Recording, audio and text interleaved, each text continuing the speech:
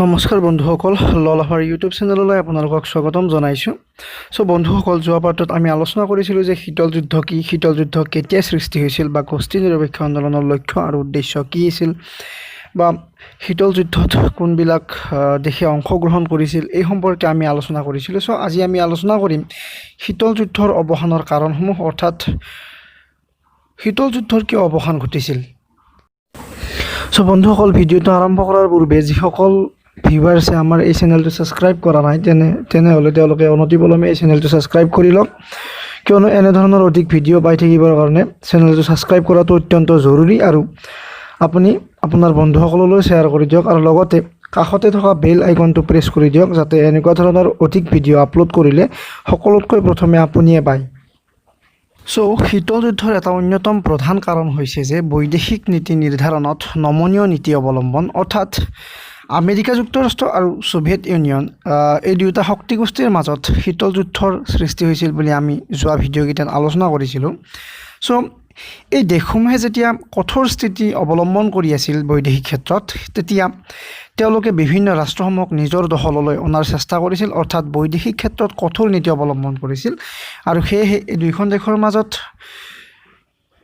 কাজিয়াৰ সূত্ৰপাত হৈছিল। কিন্তু দ্বিতীয় মহাযুদ্ধৰ পৰিসমাপ্তিৰ পিছত যেতিয়া শীতল যুদ্ধ চলি আছিল, সেই চলি থকাৰ পিছত 1990ৰ দশকৰ আগৰ পিনে এই দুয়োখন দেশে বৈদেশিক নীতি নিৰ্ধাৰণৰ ক্ষেত্ৰত নমনীয় নীতি অৱলম্বন কৰিবলৈ ধৰিলে, আৰু এই নমনীয় নীতি অৱলম্বন কৰাৰ ফলত দুয়োখন দেশৰ মাজত চলি থকা সংকটৰ ক্ৰমান্বয়ে হ্ৰাস পাবলৈ ধৰিলে। বিশ্বৰ দুই বৃহৎ শক্তিগোষ্ঠীৰ মাজত চলি থকা শীতল যুদ্ধৰ অৱসানৰ এটা অন্যতম প্ৰধান কাৰণ হিচাপে আমি সাম্যবাদী ৰাষ্ট্ৰসমূহৰ মাজত সৃষ্টি হোৱা আদৰ্শগত সংঘাতকো ক'ব পাৰোঁ। যেতিয়া শীতল মহাযুদ্ধ চলি আছিল, তেতিয়া আমেৰিকা যুক্তৰাষ্ট্ৰৰ পক্ষত পুঁজিবাদী ৰাষ্ট্ৰসমূহে যোগদান কৰিছিল, আৰু ছোভিয়েট ইউনিয়নৰ পক্ষত সাম্যবাদী ৰাষ্ট্ৰসমূহে যোগদান কৰিছিল। এনেকৈ এই বৃহৎ শক্তিগোষ্ঠী দুটাৰ সৃষ্টি হৈছিল। কিন্তু যেতিয়া এই ছোভিয়েট ইউনিয়নৰ নেতৃত্বত গঠন হোৱা এই দলটোৰ বিভিন্ন দেশৰ মাজত আদৰ্শগত সংঘাত হৈছিলে, অৰ্থাৎ সাম্যবাদী ৰাষ্ট্ৰসমূহৰ মাজত যেতিয়া সংঘাতৰ সৃষ্টি হৈছিলে, তেতিয়া এই ছোভিয়েট ইউনিয়ন একেবাৰে ভাগি পৰিছিলে, অৰ্থাৎ আমেৰিকা যুক্তৰাষ্ট্ৰৰ সৈতে ফেৰ মাৰিব পৰা তেওঁলোকৰ কোনো ধৰণৰ বল নোহোৱা হৈ গৈছিল, ভাৰসাম্য নোহোৱা হৈ গৈছিলে। আৰু সেয়েহে শীতল যুদ্ধৰ প্ৰায় অৱসান ঘটিছিলে। কিয়নো ফৰ এক্সাম্পল, আমি যদি এখন গাঁৱৰ কথা কওঁ, এখন গাঁৱত যদি এঘৰ মানুহক যদি সম্পূৰ্ণৰূপে এঘৰীয়া কৰি থয়, আৰু গাঁওখনৰ যদি বাকীবিলাক মানুহ একফালে থাকে, তেন্তে সেই এঘৰীয়া মানুহ ঘৰে সেই গোটেই গাঁওখনৰ লগত কোনো ধৰণৰ পাত্তা নাপায়। ঠিক সেইদৰে আমেৰিকা যুক্তৰাষ্ট্ৰৰ লগতো ছোভিয়েট ইউনিয়নে ফেৰ মাৰিব নোৱাৰা এক অৱস্থাত উপনীত হৈছিল, আৰু যাৰ কাৰণে এই দুয়োখন দেশৰ মাজত চলি থকা শীতল যুদ্ধৰ অৱসান ঘটিছিলে। এতিয়া আহিছোঁ 3 নম্বৰ পইণ্টলৈ। বিশ্বৰ দুই বৃহৎ শক্তিগোষ্ঠীৰ মাজত যি শীতল যুদ্ধৰ সৃষ্টি হৈছিলে, এই শীতল যুদ্ধৰ অৱসান ঘটোৱাত অৰিহণা যোগোৱা এটা অন্যতম কাৰণ হৈছে যে ৰাছিয়াৰ প্ৰভাৱ ম্লান, অৰ্থাৎ পূব ইউৰোপৰ বিভিন্ন দেশত, for example Poland, Romania, Hungary আদি দেশসমূহত যদিও সাম্যবাদী চৰকাৰ গঠিত হৈছিল, কিন্তু সময়ৰ গতিত এই দেশসমূহৰ ওপৰত ৰাছিয়াৰ প্ৰভাৱ ম্লান হৈ পৰিছিল। অৰ্থাৎ যেতিয়া শীতল মহাযুদ্ধৰ চলি আহিছিল, আৰম্ভণিতে বিভিন্ন দেশে ছোভিয়েট ইউনিয়নৰ সৈতে যোগদান কৰিছিল, কিন্তু সময়ৰ গতিত ছোভিয়েট ইউনিয়নৰ আভ্যন্তৰীণ দিশটো একেবাৰে দুৰ্বল হৈ পৰিছিল, আৰু এই দেশসমূহৰ ওপৰত সেই ৰাছিয়াৰ প্ৰভাৱটো ক্ৰমান্বয়ে হ্ৰাস পাই আহিছিল, আৰু যাৰ ফলত এই ছোভিয়েট ইউনিয়ন অৰ্থাৎ USSR এই মিত্ৰশক্তিটো সম্পূৰ্ণৰূপে ভাগি পৰিছিল, আৰু যাৰ কাৰণে দুয়োখন দেশৰ মাজত শীতল যুদ্ধ চলি থকাটো ক্ৰমান্বয়ে লোপ পাইছিলে। এতিয়া আহিছোঁ আমি নম্বৰ 5 পইণ্টলৈ। আমেৰিকা যুক্তৰাষ্ট্ৰই বিশ্বৰ বিভিন্ন দেশলৈ আৰ্থিক সাহাৰ্য আগবঢ়াইছিল। এই কথাটো আমি যোৱা পাৰ্টতো আলোচনা কৰিছিলোঁ যে আমেৰিকা যুক্তৰাষ্ট্ৰই নিজৰ সুবিধা লাভৰ উদ্দেশ্যে, অৰ্থাৎ সেই সৰু সৰু ৰাষ্ট্ৰসমূহত উৎপাদিত তেল, খনিজ লৱণ আদি বা সামৰিক ঘাটি স্থাপন কৰাৰ উদ্দেশ্যে সেই সৰু সৰু ৰাষ্ট্ৰসমূহক সহায় কৰিছিল।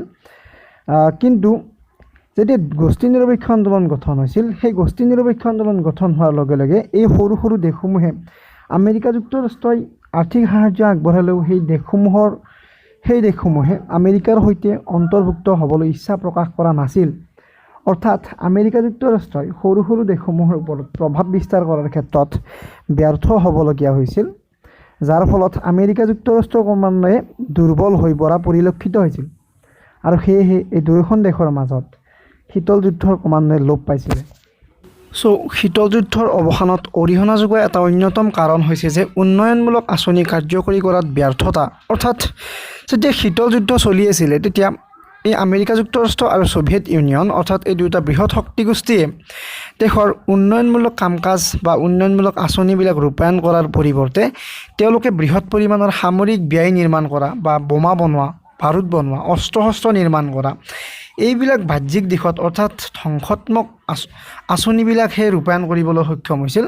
কিন্তু জনসাধাৰণৰ জীৱন ধাৰণৰ মানদণ্ড উন্নত কৰাৰ ক্ষেত্ৰত বা দেশখনৰ জনসাধাৰণৰ জীৱনৰ মানদণ্ড উন্নত কৰাৰ ক্ষেত্ৰত কোনো ধৰণৰ আঁচনি হাতত লোৱা নাছিল, যাৰ ফলত জনসাধাৰণে বিভিন্ন ধৰণৰ অসুবিধা বা লতি লাঞ্ছনাৰ সন্মুখীন হ'বলগীয়া হৈছিল। আৰু সেয়েহে এই পৰিস্থিতিৰ বাবে শীতল যুদ্ধৰ প্ৰভাৱ ক্ৰমান্বয়ে হ্ৰাস পাইছিল। অৰ্থাৎ এই দুয়োখন দেশ অৰ্থনৈতিকভাৱে ভাগি পৰিছিলে আৰু সেয়েহে শীতল যুদ্ধ ক্ৰমান্বয়ে লোপ পাই আহিছিলে। বিশ্বৰ দুই বৃহৎ শক্তিগোষ্ঠীৰ মাজত সৃষ্টি বা শীতল যুদ্ধৰ অৱসানৰ এটা অন্যতম কাৰণ হৈছে যে নিৰস্ত্ৰীকৰণ অৰ্থাৎ অস্ত্ৰ শস্ত্ৰ হ্ৰাসকৰণ। যেতিয়া দুটা বৃহৎ শক্তিগোষ্ঠীৰ মাজত যুদ্ধ চলি আছিল তেতিয়া দুয়োখন দেশে বিভিন্ন ধৰণৰ অস্ত্ৰ শস্ত্ৰ অৰ্থাৎ পাৰমাণৱিক বোমা, এটম বোম আদি প্ৰয়োগ কৰিছিল। কিন্তু 1990ৰ দশকত বিভিন্ন ধৰণৰ পাৰমাণৱিক চুক্তি সম্প্ৰসাৰণ হৈছিল, যাৰ জৰিয়তে বিভিন্ন দেশসমূহে এই দুয়োখন দেশক অস্ত্ৰ শস্ত্ৰ প্ৰয়োগ কৰাৰ পৰা বিৰত ৰখাৰ ক্ষেত্ৰত গুৰুত্বপূৰ্ণ পদক্ষেপ লৈছিল আৰু যাৰ ফলত নেকি এই দুয়োখন দেশৰ মাজত যুদ্ধৰ প্ৰভাৱ ক্ৰমান্বয়ে হ্ৰাস পাইছিলে। বন্ধুসকল, আজিৰ ভিডিঅ'টো ইমানেই। যদিহে ভিডিঅ'টো ভাল লাগিছে তেনেহ'লে লাইক কৰিব, কমেণ্ট কৰিব, শ্বেয়াৰ কৰিব আৰু চেনেলটো ছাবস্ক্ৰাইব কৰিবলৈ একেবাৰে নাপাহৰিব, কিয়নো চেনেলটো ছাবস্ক্ৰাইব কৰাটো অত্যন্ত জৰুৰী। নহ'লে আপোনালোকে এই ভিডিঅ'বোৰ আপলোড কৰাৰ লগে লগে নাপাব।